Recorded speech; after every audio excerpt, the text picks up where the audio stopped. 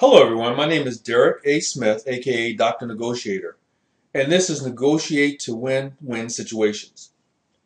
In this particular training, I'm going to talk about negotiating anything you desire in 4 easy steps.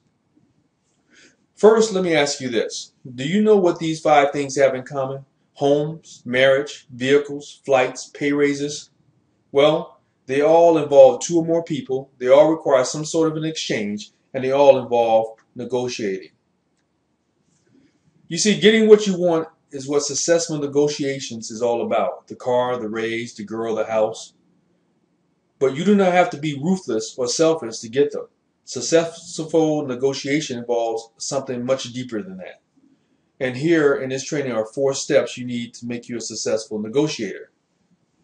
Step 1, you need to build rapport with the other party that you're negotiating with. There's always another person on the other side of the negotiating table, and to be successful with your negotiation, that person needs to like you, at least for a little while. If you want to walk away with what you want, they need to trust you. And here are some tips for you to gain their trust. First, studies show that you need to mirror body language. If the other party or parties is leaning back in his chair with his hands folded, you should mirror him and do the same. If she is standing with her hands on her hips, you should do that too. If they're drinking coffee, you should drink something as well. Mirroring them makes them feel comfortable.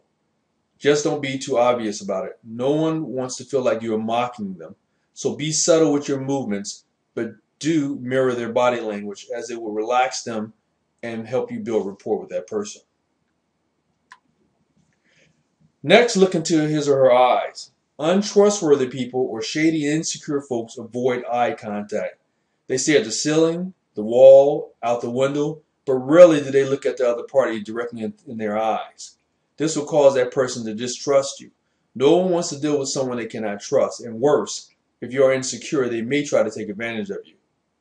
When I was a special agent in the Air Force and the Army, working in counterintelligence and undercover narcotics, I was taught that when a person looks up and to the right, they're lying because that's the creative side of the brain and they are making up a story.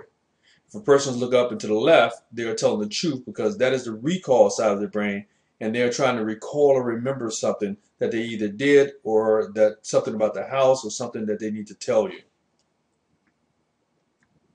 Next, you need to mimic their voice, and this is very important as well. Is the other negotiator soft-spoken? Then you should lower your voice and you should be soft-spoken as well. Does he talk fast? Then speed up your speaking pace to match his.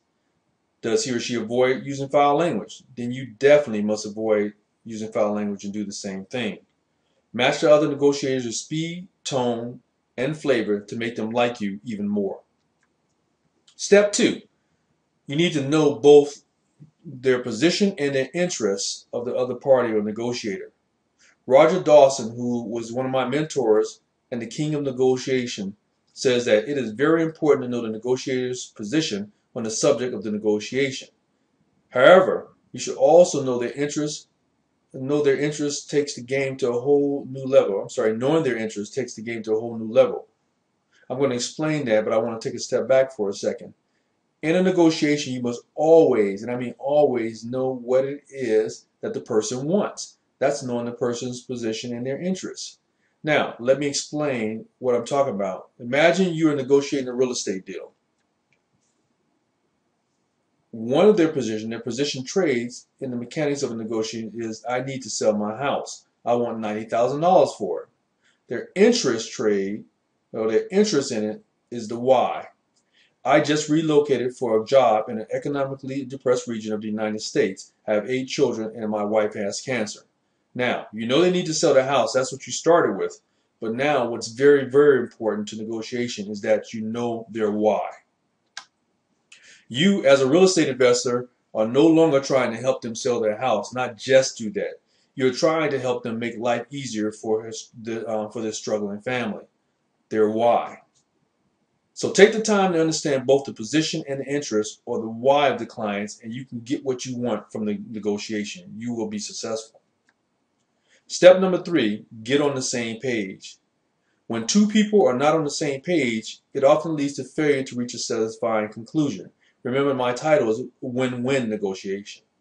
You are thinking about buying a house right now, while the seller is thinking about moving where to go and get as much as he possibly can for their home. The two of you will not come to a satisfactory conclusion unless you both get on the same page. If you find yourself in this situation, try to help that person on their level. Suggest that you will help them think through their situation, and when you are both satisfied, then you both will talk about completing the sale. Remember, it's all about helping the person get what they want, and then you will be able to get what you want. Step number 4, overcome objections with conditions.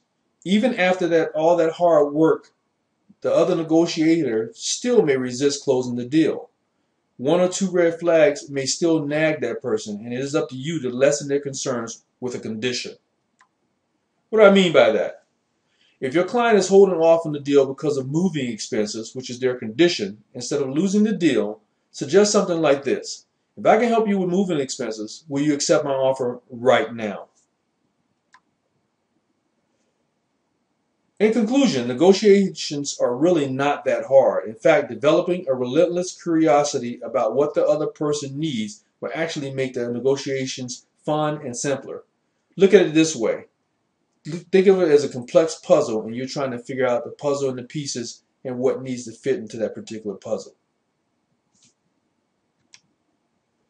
So thank you very much. I hope to see you in my next training session on negotiations. Again, my name is Derek Smith, and this is Win-Win Negotiations.